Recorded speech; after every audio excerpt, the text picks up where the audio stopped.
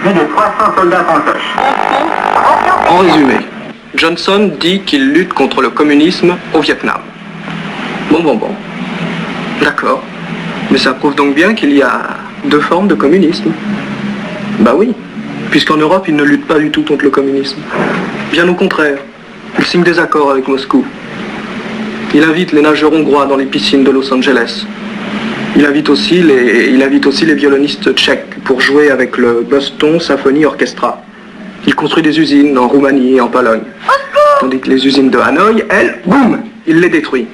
Au secours, monsieur Kosygin! Monsieur Kosygin, au secours! Ça prouve donc bien qu'il y a deux communismes.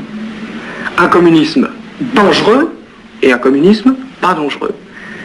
Un communisme contre lequel Johnson doit lutter et un communisme auquel il tend la main. Allô, Kosygin, c'est toi? Ça va? Et pourquoi est-ce qu'il y a un communisme qui n'est plus dangereux? Eh bien parce qu'il a changé. Car les Américains, eux, ils n'ont pas changé du tout, ils restent toujours une puissance impérialiste. Donc, si les Américains n'ont pas changé, c'est forcément les autres qui ont changé. Les Russes et leurs amis. Ils sont devenus des révisionnistes. Et avec cela, les Américains peuvent s'entendre. Tandis que les autres, les vrais communistes, ceux qui n'ont pas changé, ceux-là, il faut absolument leur foutre sur la gueule. Et c'est exactement ce qui se passe au Vietnam. Je suis pour la paix au Vietnam. Où avec la complicité consciente et inconsciente à la fois des Russes, les Américains Je suis pour la paix au Vietnam.